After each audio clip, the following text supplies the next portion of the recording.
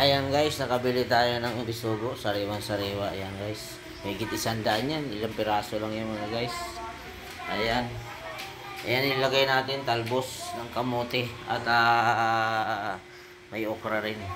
Ayan, pakulo na tayo ng tubig at lagyan na natin ng ricado mga guys. At ayan na, pag kumulo yan, ilagay na natin ang talbos. Ilagay natin yung isda. Madali lang maluto yan guys. Isang kulo lang yan mga guys. Luto na yan. Ayan. Ayan mga guys. Malapit na makulo. Ilagay natin yung okra at talbos ng kamote. At lagay natin yung kalamansi. Masarap na sabaw to guys.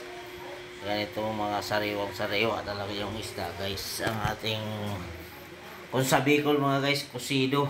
Sa atin sinigang sa kalamansi pag dito sa syudad at sa Maynila, sinigang sa kalamansi.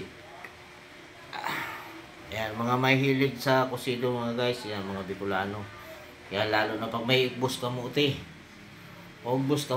talbos ng kamuti mga guys. Pwede rin malunggay mga guys, daming mga malunggay sa mga kung saan sa mga kapitbahay. Kahit dito sa Manila marami rin sa mga subdivision.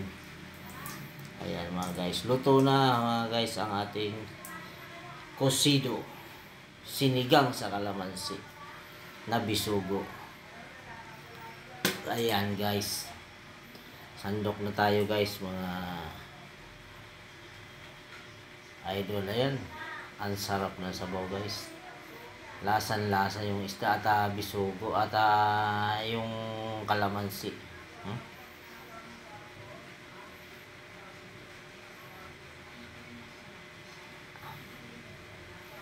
Ayan guys,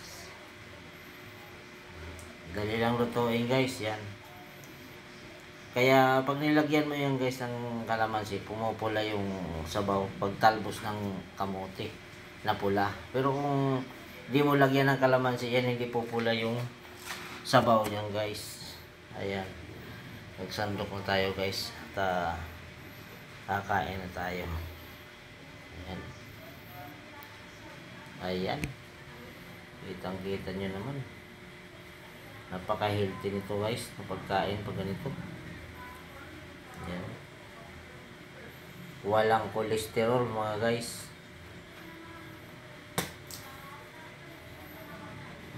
Lalo na pag malalaki guys, yun. Kaso may kamahalan na yung mga malalaking bisugo. Ito pa nga lang halagang 100 megit.